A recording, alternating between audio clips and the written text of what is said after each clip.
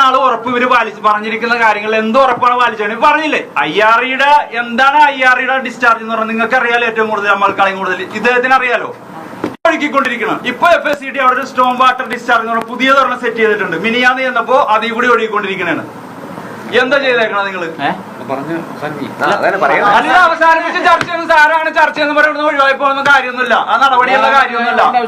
എന്തോ വരണം, സാറ് വരുമല്ലോ, സാറ് വരുത്തും ഞങ്ങൾ. അല്ലെങ്കിൽ സാറിന്റെ വരേണ്ട ആവശ്യമില്ല.